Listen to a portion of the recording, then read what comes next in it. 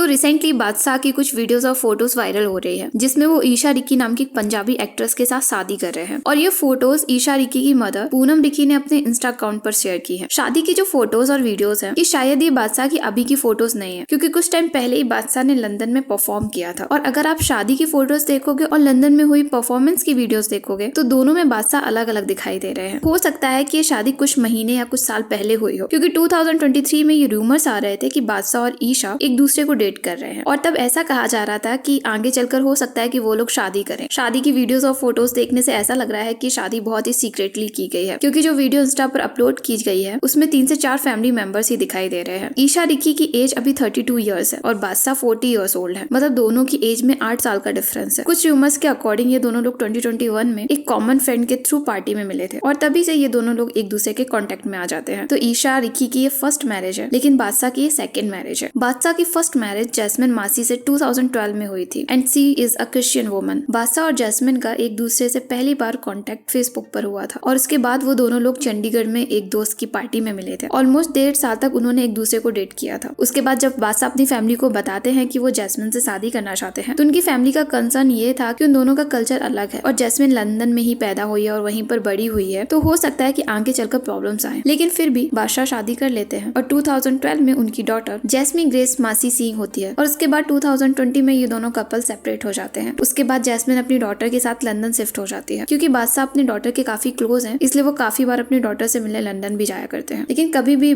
Jasmine और बादशाह की तरफ से ये कंफर्म नहीं किया गया कि आखिर उनका डिवोर्स क्यों हुआ था। बहुत सारे लोगों का ये डाउट है कि हो सकता है कि ये बादशाह के किसी म्यूजिक वीडियो का शूट हो, लेकिन ये होना थोड़ा मुश्किल है, क्योंकि अगर किसी गाने का शूट होता तो इसमें ईशा की मदर इन्वॉल्व नहीं होती, वो इस तरह वीडियोस अपलोड नहीं करती। लेकिन अभी तक शादी को लेकर बादशाह और ईशा की तरफ से कोई भी स्टेटमेंट नहीं आया है। और अगर आप इन दोनों लोगों का इंस्टा अकाउंट चेक करेंगे तो दोनों एक दूसरे को फॉलो भी नहीं करते हैं। काफी लोगों का ये भी कहना है कि बादशाह अपनी रिसेंट टटीरी सॉन्ग को लेकर जो कंट्रोवर्सी चल रही है उसको छुपाने के लिए अपनी शादी की फोटोज इस टाइम पब्लिक करने का डिसीजन लिया है, ताकि ऑडियंस का फोकस सॉन्ग की कंट्रोवर्सी से हट जाए और शादी पर शिफ्ट हो जाए। So guys, what are you thinking about this matter? Please share your thoughts in the comment section.